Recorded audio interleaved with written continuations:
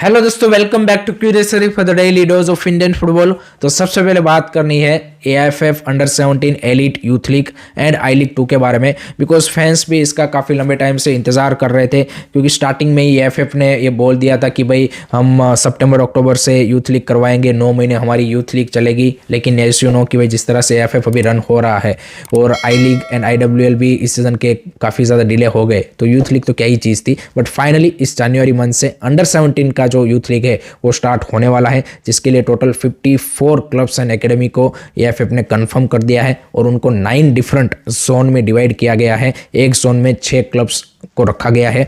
And format की अगर हम बात करें तो सिमिलर सा ही रहेगा जो लास्ट सीजन था कि भाई ये सारे जोन से 1 या 2 टीमें क्वालिफाई करेगी for the national stage and वहाँ पे फिर से 2 ग्रुप बना के एंड उस तरीके का फॉर्मेट आपको कहीं ना कहीं देखने को मिलने वाला है। But the most important thing from this youth league is कि आपको एक आइडिया मिलता है कि आपके कंट्री में अपकमिंग जो फुटबॉलिंग टैलेंट आ रहा है वो कैसा आ रहा है। क्या आपके करंटली जो टॉप लेवल पे प्लेयर है उससे एक्स्ट्रा ऑर्डिनरी, उससे कोई यहाँ पे ज़्यादा बेटर निकल के आ रहा है या फिर उसी लेवल का है। तो ये जो अंडर 17 की यूथ लीग है ये उसका काफ़ी एक अच्छा आपको आइडिया देती है। सो लेट्स सी ये जो अंडर 17 की यूथ लीग है उसमें से किस तरह के हमें यहाँ पे टैलेंट देखने को मिलते हैं। इसी से आपको इंडिया अंडर 17 के लिए भी प्लेयर मिलने वाला है। सो लेट्स सी किस तरह की यूथ लीग इस बार की होती है। मोस्ट प्रोबेबली 2-3 महीने चलेगी। दूसरा एक जो इंपॉर्टेंट थिंग है वो ये भी है कि अंडर 15 एंड अंडर 13 कब स्टार्ट होगी। आई थिंक मोस्ट प्रोबेबली फरवरी में वो स्टार्ट करेंगे। सो वो भी अभी उसका अनाउंसमेंट बाकी है। Late me know guys what do you think about this youth leagues, comment section में बता दीजिए। उसी के साथ एआईएफएफ ने आई लीग 2 का भी अनाउंसमेंट कर दिया है, उसके लिए भी टीमों को कंफर्म कर दिया है। सो आई लीग 2 भी मोस्ट प्रोबेबली इस मंथ में या फिर नेक्स्ट मंथ से स्टार्ट हो जाएगी, जिसमें टोटल इस बार 9 क्लब पार्टिसिपेट कर रहे हैं।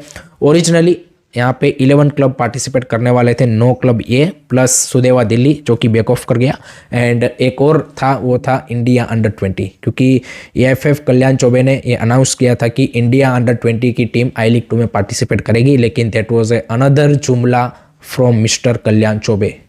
फुटबॉल के बारे में उनको कुछ अता पता नहीं है, उनका कोई यहाँ पे कैसे डेवलप करना है, कोई यहाँ पे उनके पास कोई प्लान आइडिया नहीं है। लेकिन बस जुमले देने में भाई वो यहाँ पे नंबर 1 है, वो तो मानना पड़ेगा। उनसे बड़े जुमलाबाज मैंने तो अभी तक नहीं देखा, मतलब फुटबॉल में। आई थिंक जिस तरह के बड़े बड़े फैक्ट है तो that was another you can say कि PR stunt from his side. Because पहले उन्होंने अनाउंस किया था कि भाई इंडिया अंडर 20 आई लीग में खेलेगी, वहाँ पे वो अरेंज नहीं कर पाए सारी चीज़ें। तो फिर उन्होंने उस टाइम पे क्या बोलते कि लोगों का बैकलैश ना आए, इसलिए बोल दिया कि भाई आई लीग 2 में खिलवा देंगे। अब वहाँ पे भी नहीं आया तो मेरे को लगता है कि नेक्स्ट सीजन में भी आई लीग 3 में वो खिलवा देंगे, ऐसा बोल देंगे। तो that's how AIFF Kalyan Choubey is working on, but वो भी यहाँ पे पार्टिसिपेट नहीं कर रहे हैं। सो टोटल अगर ये 9 क्लब आप देखेंगे तो उसमें से 3 क्लब मणिपुर के हैं, ट्राओ, नेरोका एंड क्लासा। एक मिजोरम का क्लब है चनमारी FC। 2 यहाँ पे वेस्ट बंगाल के क्लब है डायमंड हार्बर एंड यूनाइटेड। तो आई थिंक वो इंटरेस्टिंग रहेगा। डायमंड हार्बर के भी काफ़ी player I think recently Santosh trophy खेल के आ रहे हैं। सो आई थिंक वो एक अच्छे कंटेंडर डेफिनेटली वहाँ पे रहेंगे।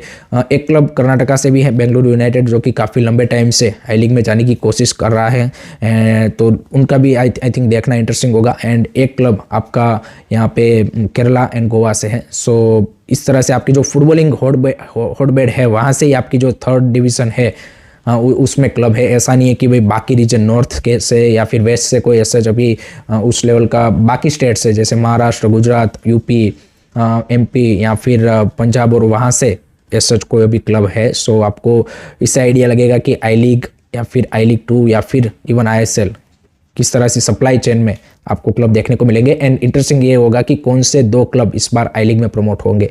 जैसे लास्ट टाइम पे SC बेंगलुरु एंड डेम्पो हुए थे, इस बार कौन से 2 क्लब होते हैं। आपके हिसाब से कौन से 2 क्लब होने चाहिए, आपकी क्या प्रेडिक्शन है, कमेंट सेक्शन में बताइए। अब बात करते हैं ट्रांसफर्स के बारे में, बिकॉज भाई अभी तो विंटर ट्रांसफर विंडो स्टार्ट हुई है एंड सडनली भाई इसने हीट पकड़ ली है। सडनली भाई एक ही दिन में काफ़ी सारे ट्रांसफर्स के न्यूज़ भी, र्यूमर्स भी आ चुके हैं, काफ़ी सारे ट्रांसफर के कंफर्मेशन भी आ गई है। सो 1 बाय 1 में आपको सारी यहाँ पे जो ट्रांसफ़र कंफर्म हुई है वो भी बता देता हूँ एंड कौन से र्यूमर्स आ रहे हैं वो भी बता देता हूँ। तो सबसे बड़ी तो अपडेट पहले मुंबई सिटी FC की है कि उन्होंने भाई प्रबीर दास को ऑन लोन साइन किया है फ्रॉम केरला ब्लास्टर। तो that was a surprising move. I don't think so कि मुंबई सिटी FC के फैंस ने ये एक्सपेक्ट किया होगा कि भाई प्रबीर दास को लेके आ रहे हैं। प्रबीर दास ने ज़्यादा केरला ब्लास्टर में उसको गेम टाइम नहीं मिला है, इंजर्ड भी रहे हैं एंड एक इंटरेस्टिंग प्लेयर है। लेट्स सी क्या वो मुंबई सिटी में सेट हो पाते हैं, क्या उसको राइट बैक खिलाया जाएगा, क्या कौन सी पोजीशन पे खिलाया जाएगा, वो आई थिंक मेरे लिए देखना काफ़ी इंटरेस्टिंग होगा। आई डोंट थिंक सो कि मुंबई सिटी एफसी के जो फैंस है उतने ज़्यादा खुश है इस साइनिंग से, but it just 6 month loan deal, तो आई डोंट थिंक सो कि ज़्यादा उससे कुछ वैसे दिक्कत भी होगी। दूसरा एक जो खबर है वो इंटरेस्टिंग है, वो है केरला ब्लास्टर का। केरला ब्लास्टर ने यहाँ पे विकास युमनाम को साइन कर लिया है प्री एग्रीमेंट के तौर पे फ्रॉम चेन्नई एफसी, जिनका कॉन्ट्रैक्ट इस सीजन के एंड में खत्म हो रहा है, लेकिन 6 महीने ही कॉन्ट्रैक्ट में बचे हैं, तो ऑब्वियसली ही कैन साइन प्री एग्रीमेंट। तो उन्होंने केरला ब्लास्टर के साथ प्री एग्रीमेंट साइन कर लिया है एंड इस सीजन के बाद वो ज्वाइन करेंगे। विंटर ट्रांसफर विंडो में ज्वाइन नहीं करेंगे, लेकिन सीजन एंड होने के बाद Vikas Yumnam will join Kerala Blaster. तो that's the interesting signing from Kerala Blaster, a young Indian centre back 21 year old, and उनके पास हॉर्मी पाम भी है, सो दो उनके पास इंटरेस्टिंग इंडियन सेंटर बैक वहाँ पे हो जाएंगे। लेकिन इसका मतलब है कि भाई चेन्नई एफसी का फिर क्या सीन है। सो उसका ये खबर है कि भाई विजय छेत्री जो यहाँ पे उरुग्वे की सेकंड डिवीजन में कोलोन एफसी के लिए खेलने गए थे 1 साल की लोन डील पे, उनका भी वहाँ पे लोन डील खत्म हो चुका है। सो वो वापस अब चेन्नई एफसी आ रहे हैं एंड उनको सिर्फ वहाँ पे 25 मिनट पूरे साल में खेलने को मिला है। So that is the reality of Indian players कि भाई यहाँ पे वो बाहर भी जाएंगे तो उनका वो लेवल नहीं है कि वो यहाँ पे उस तरह से अपनी जगह बना पाए, बट आई थिंक एक अच्छा एक्सपीरियंस विजय छेत्री को वहाँ पे मिला होगा। And I think Vikas Yumnam क्योंकि अब केरला ब्लास्टर जा चुके हैं, तो Chennai FC will try to fix with you can say कि विजय छेत्री। वो चाहेंगे कि भाई विजय छेत्री उनके साथ ही अब कंटिन्यू करें ताकि वो एक इंडियन सेंटर बैक उनको मिल पाए विथ रेन एडवर्ड्स। तो ये सीन यहाँ पे चेन्नई एफसी का रहने वाला है। गोवा ने यहाँ पे एरन डी सिल्वा जो उनके फॉर्मर प्लेयर रह चुके हैं, जो हैदराबाद एफसी में गए थे, उनको यहाँ पे उन्होंने वापस बुला लिया है। सो वो यहाँ पे एफसी गोवा को ज्वाइन कर रहे हैं। उसके अलावा आई थिंक यहाँ पे हैदराबाद एफसी ने 2-3 यंगस्टर को साइन किया है, जिसमें यहाँ पे अगर हम बात करें तो जिंक फुटबॉल एकेडमी जो है वहाँ से वो मोहम्मद कैफ को लेके आए हैं, इंडिया अंडर 17 को रिप्रेजेंट किया था, तो उनको उन्होंने साइन कर लिया है। बट एट द मोमेंट उनको लोन पे बेच दिया है डायमंड हार्बर पे, जो आई लीग 2 में अभी पार्टिसिपेट करने वाला है। So I think that's a good thing. I think आप इंडिया अंडर 17 को रिप्रेजेंट कर चुके हो, पोटेंशियली अच्छे प्लेयर हो, तो सीधा ISL क्लब में जाने से पहले आप इस तरह की आई लीग 2 आई लीग में खेलेंगे तो आपको एक सेटल डाउन भी हो जाएंगे, then you can go to ISL। उसके अलावा हैदराबाद एफसी ने क्लेरेंस फर्नांडिस जो BFC की B टीम के प्लेयर है, यंग इंडियन सेंटर बैक, उनको भी उन्होंने साइन कर लिया है। एंड तीसरा प्लेयर उन्होंने साइन किया है Augustine Lalrinchhana, exciting 20 year old Mizoram winger जो कि आइजोल एफसी में एट द मोमेंट है, आई लीग में खेल रहे हैं, उनको भी उन्होंने सिक्योर कर लिया है। सो ये 3 इंटरेस्टिंग साइनिंग यहाँ पे हैदराबाद एफसी की ओर से हुई है। मोहन बगान ने भी यहाँ पे जो इंडिया अंडर 17 के स्ट्राइकर थे प्रेम हंसदक, जो कि भी सिंह फुटबॉल एकेडमी से आते हैं, उनको मोहन बगान ने सिक्योर कर लिया है। सो लेट्स सी यहाँ पे प्रेम हंसदक का किस तरह से डेवलपमेंट होता है। गिवसन सिंह जो ओडिशा एफसी में थे, उन्होंने ओडिशा एफसी के साथ अपना कॉन्ट्रैक्ट टर्मिनेट कर लिया है and he is joined Rajasthan United FC. तो I think it's a good decision for him because Odisha में उसको गेम टाइम नहीं मिल रहा था, तो it's good to go into the I league.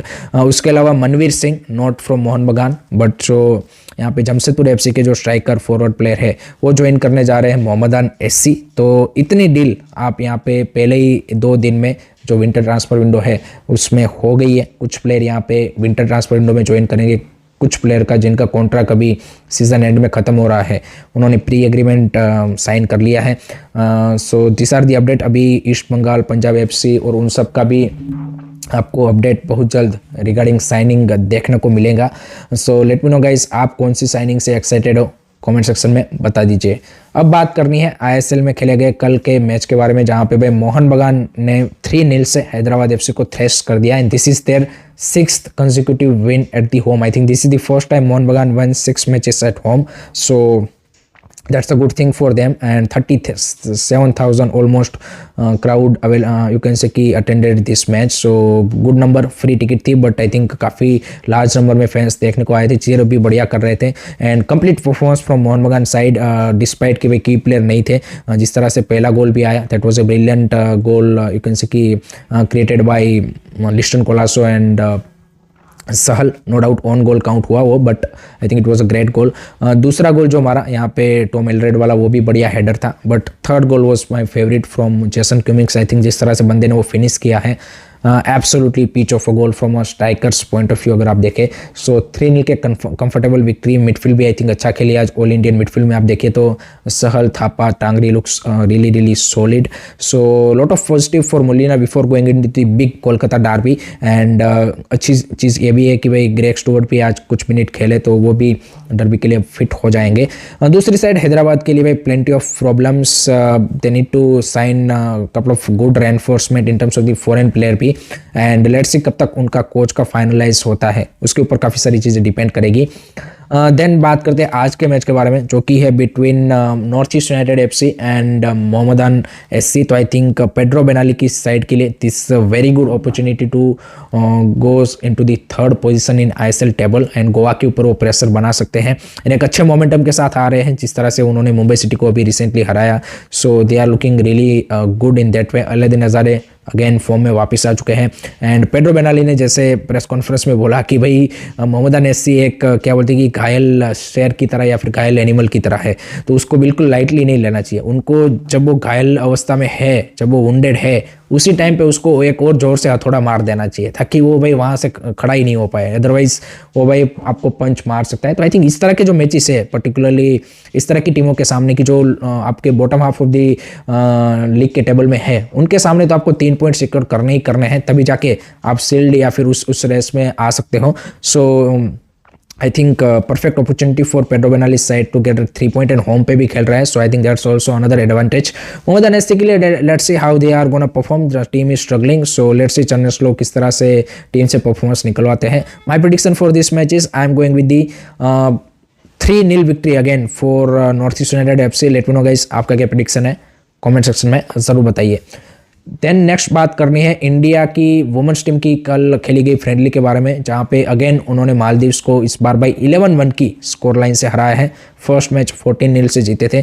इस मैच में लेकिन मच यंगर स्कोर थी क्योंकि काफ़ी सीनियर प्लेयर को रिलीज कर दिया था। तो ओवरऑल यू कैन से की promising performance and impressive performance from the our young girls. No doubt एक गोल वो कंसीड किया due to the mistake from keeper and you can say कि डिफेंडर थोड़ा सा कम्युनिकेशन में वहाँ पे दिक्कत दिखी। एंड स्टार्टिंग में थोड़ा सा मालदीव्स ने I think you can say कि कम्पिटिटिव भी खेला एंड वो भी यहाँ पे कुछ अच्छे चांसेस बनाए थे, तो वो थोड़ा सा फाइट देने की उन्होंने कोशिश की। But I think brilliant performance from our young girls like Lyngdiem, जो कि पहले मैच खेल रही थी और 4 गोल मारे। शिवानी देवी, पूजा, काजल, सिमरन, आई थिंक सब ने बढ़िया खेला है। And there is a lot of positive. And I think Alexandersson भले ही चाहे 3 वीक हुए हो, लेकिन as a coach I think team की जिस तरह की स्ट्रक्चर दिख रही है looks impressive. Let me know guys आपको कैसा लगा मैच, बता दीजिए कमेंट में। लास्ट में बात करते हैं इंडिया के जो former head coach and Dempo के one of the legendary coach Armando Colaco को भाई इंडियन गवर्नमेंट यहाँ पे द्रोणाचार्य अवार्ड 2024 से नवाजने जा रही है। So congratulation to mister Armando Colaco sir ji. And उनका एक काफ़ी बड़ा कंट्रीब्यूशन इंडियन फुटबॉल की अगर आप देखें नेशनल टीम एंड डेम्पो के लिए, जैसे मैंने बताया, काफ़ी रहा है। So that's it from my side guys regarding today's Indian football news. I hope कि आपको वीडियो पसंद आया होगा। Keep supporting Indian football, don't forget to like, share and subscribe to this series. जय हिंद, जय भारत।